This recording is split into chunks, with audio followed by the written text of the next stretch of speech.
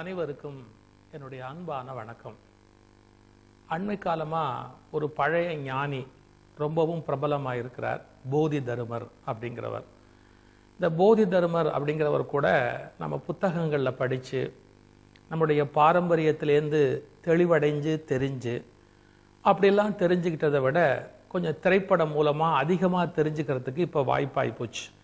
எப்படியோ நல்லவர்களை பெரியவர்களை நாம் மறுபடியும் நினைவு கூர்வது ஒரு நல்ல பழக்கம்.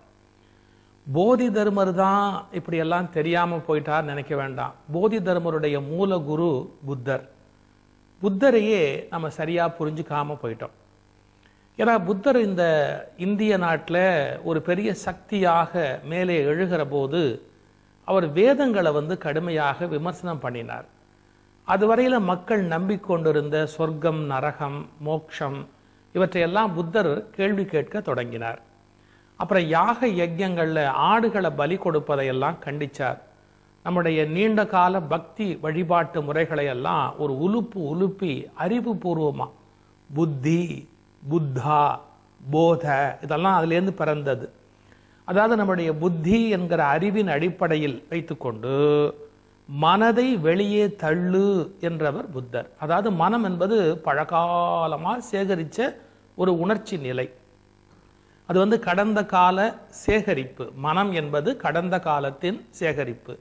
புத்தருடைய மெசேஜ் என்னன்னா, மனதிலிருந்து வெளியே வா அப்படிங்கிறது தான்.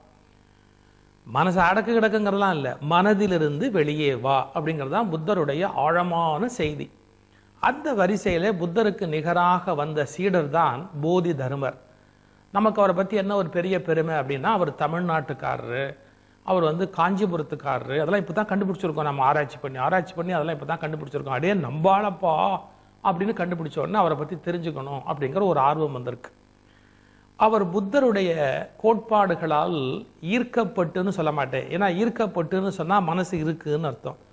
புத்தருடைய கோட்பாடுகளின் நியாயங்களை உணர்ந்து கொண்டு புத்தருடைய வழிமுறைகளை தம்முடைய வாழ்க்கை முறையாக அவரும் பின்பற்ற தொடங்கினார்னு சொல்ல மாட்டேன். ஏன்னா பின்பற்றுவது என்பது மனத்தினுடைய ஒரு செயல். அதை நடைமுறைப்படுத்தினார். பின்பற்றுவது வேறு, நடைமுறைப்படுத்துவது வேறு. அதனால தான் போதி தர்மர் என்ன சொல்வார்கள், he is equivalent to Buddha, he is another Buddha. எப்பவுமே புத்தர் தனக்கு சீடர் பரம்பரையை தோற்றுவிக்கவே மாட்டார், இன்னொரு புத்தரை உருவாக்குவார். நீயும் புத்தர் தான் அப்படிங்கிறத அடையாளப்படுத்துவது தான் புத்தருடைய வேலையே. இந்த போதி தர்மரை பற்றி தெரிந்து கொள்ள வேண்டிய பல செய்திகள் நாம் தெரிஞ்சுக்காம போயிட்டோம். புத்தருடைய கருத்துக்களை சீன தேசத்தில் கொண்டு போய் எல்லா மக்களுக்கும் தெரிவிக்க வேண்டும் அப்படிங்கிறதுக்காக அவர் சீன தேசத்துக்கு மன்னருடைய அழைப்பை ஏற்று போகிறார். அதற்கு முன்பே புத்த மதம் கொஞ்சம் பரவி இருக்கு. அங்கே ஒரு அருமையான சம்பவம் பாருங்க. அந்த ஊர் எல்லையில் சீன தேசத்து அரசர் அவரை வரவேற்றாராம். அப்படி வரவேற்கும் போது தொலைவில் நடந்து வருகிறார் போதி தருமர்.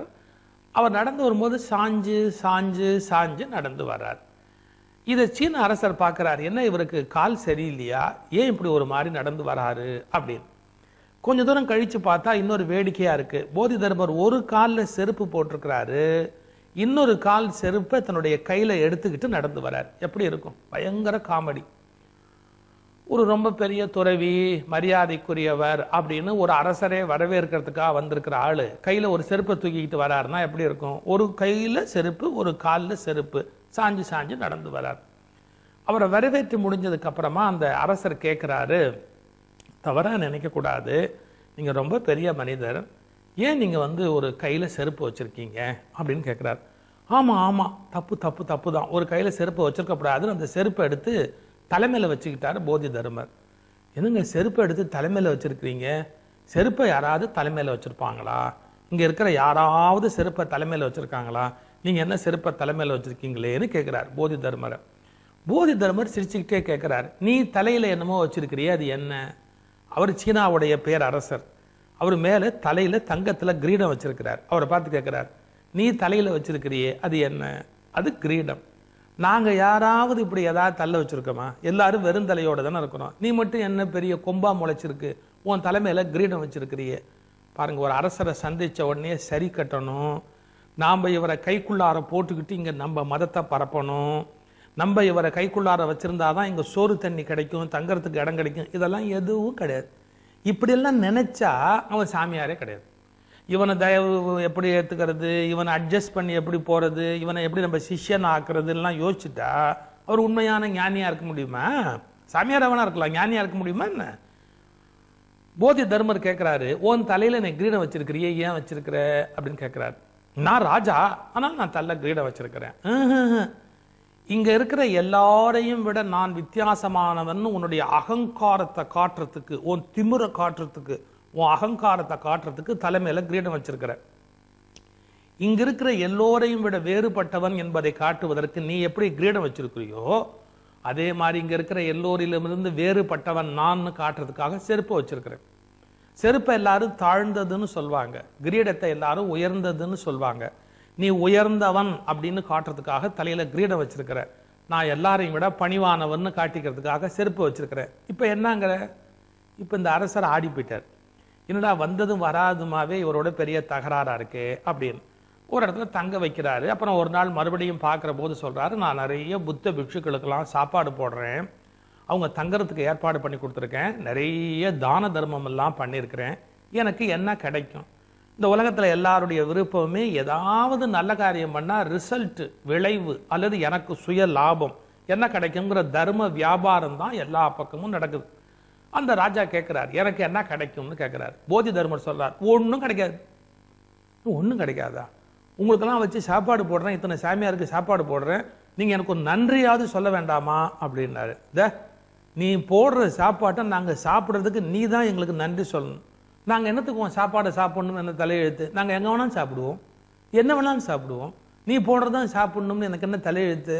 அதனால நீ போடுற சாப்பாட்டை நான் சாப்பிட்றதுக்கு நீ தான் எனக்கு நன்றி சொல்லணுமே ஒழிய நான் உனக்கு சொல்றதுக்கு ஒண்ணும் இல்லைன்னார். இப்ப போதி தர்மரை புரியுதா? எல்லாரும் எப்படி சிந்திப்பாங்களோ அப்படி வழக்கம் போல சிந்திச்ச. இப்போ ஒரு கூட்டத்தை பாருங்க, இன்னைக்கு சாமியார்கள் என்ன பண்ணுவாங்கன்னா, எதை சொன்னா மக்கள் விரும்புவாங்களோ அதை அப்படியே சொல்லிக்கிட்டு ஒரு கூட்டத்தை சேர்த்துக்கிட்டே போறவங்க. கூட்டத்தை சேர்ப்பவர்கள் ஞானிகள் இல்லை. கூட்டம் என்ன நினைக்கிறதோ அதிலிருந்து மாறி உண்மையை அறிவிக்கிறவர்கள் தான் உண்மையான ஞானி. போதி தர்மர் அப்படிப்பட்ட ஒரு உண்மையான ஞானி. அவர் என்ன பண்றாரு, சீனாவில் தன்னுடைய பிரச்சாரத்தெல்லாம் ஆரம்பிக்கல, தன் மத பிரச்சாரத்தை ஆரம்பிக்கல, சௌத்தை பார்த்துக்கிட்டு உட்காந்துக்கிட்டார். எப்படி? ஒரு சாதாரண சௌறு, அந்த சௌத்தை பார்த்துக்கிட்டு உட்காந்துருக்காரு அவர் பாட்டுக்கு. அங்கே வர்றவன்லாம் கேட்குறான், என்ன சாமி சௌத்தை பார்த்துக்கிட்டு உட்காந்துருக்கிறீங்க, எங்களுக்கு நீங்கள் விஷயம் சொல்ல மாட்டீங்களா? சௌத்தை பார்த்துட்டு உட்காந்துருக்கிறீங்க, எங்களுக்கு விஷயம் சொல்ல மாட்டீங்களா அப்படின்னு கேட்குறான். அவர் பேசாமல் உட்காந்துருக்கார். எவ்வளவு நாளா? மாசக்கணக்காக உட்காந்துருக்கார், வெறும் சௌத்தை பார்த்துக்கிட்டே உட்காந்துருக்கார். கடைசியாக அங்கே வந்து அதில் ஒருத்தன் சொன்னான், திரும்பி பாரு, நீ எதுக்கு வந்திருக்கேன்னு சொல்லு, நீ சொல்ல வந்த விஷயத்தை எங்களுக்கு சொல்லிக் கொடு. இப்படி வற்புறுத்தினான் பாருங்க. போதி தர்மர் கேட்கவே இல்லை. இப்ப நீ மட்டும் திரும்பல, என் கையை வெட்டி உன் முன்னால போடுவேன் அப்படின்னா. எவ்வளவு பெரிய பயமுறுத்தல் பாருங்க, என் கையை வெட்டி உன் முன்னால போடுவேன். அப்பவும் போதி தர்மர் பயப்படல. கடைசியா அவன் கையை வெட்டி போதி தர்மருக்கு முன்னாடி தூக்கி போட்டான் பாருங்க. அப்பதான் திரும்பி பார்க்கிறார். திரும்பி பார்த்துட்டு சொல்றாரு, நான் ஏன் சவுத்தை பார்த்துக்கிட்டு உட்காந்தேன்னு எல்லாம் கேட்டீங்கல்ல, இங்க இருக்கிற உங்க யார் மூஞ்சிக்கும் சவுத்துக்கும் வித்தியாசமே இல்லடான்னார். எவ்வளவு கடுமையான வார்த்தை பாருங்க. இந்த சவுறு எப்படி இருக்கோ அப்படி தாண்டா உங்க மூஞ்சி இருக்கு. நான் உங்ககிட்ட என்னத்தை சொல்றது? ஒரு பயலுக்கு கூட தவிப்பு இல்லை, ஒரு பயலுக்கு கூட ஒரு உணர்ச்சி இல்லை, உன்னை தெரிஞ்சுக்கணுங்கிற ஆர்வம் இல்லை. இந்த கையை வெட்டி போட்டான் பார், இவன் தான் முதல்ல உயிர்ப்புடைய மனிதன். அதனால நான் இப்ப அந்த கையை சரி பண்ணணும்னு மருந்து முறைகளால அந்த கைகளை சரி பண்றாரு. மகத்துவத்தால இல்லை, ஆச்சரியத்தால இல்லை, அதிசயத்தால இல்லை, உடஞ்ச கையை எப்படி ஒட்ட வைக்க முடியும்னு மருத்துவத்தால போதி தர்மர் அந்த கையை சரி பண்றார். அதன் பிறகு அவருடைய புகழ் பரவ தொடங்குகிறது. அவர் எவ்வளவு உச்சத்துக்கு போனார் அப்படிங்கிறத நம்ம புரிஞ்சுக்கணும். அதாவது அவர் புத்தரை படிச்சுட்டு புத்தருடைய கருத்தை பிரச்சாரம் பண்ண போன ஒரு சாதாரணமான மலினமான சமய பிரச்சாரகர் அல்லர். அவர் ஒரு புத்தா, அவர் ஒரு புத்தரே. எப்படி பாருங்க, ஒருத்தன் கொண்டு வந்து புத்தருடைய கருத்துக்கள்லாம் எழுதின புத்தகத்தை கொண்டு வந்து போதி தர்மர் கையில கொடுக்குறான். கொடுத்துட்டு சொல்றான், நான் புத்தரை புரிந்து கொள்ள விரும்ப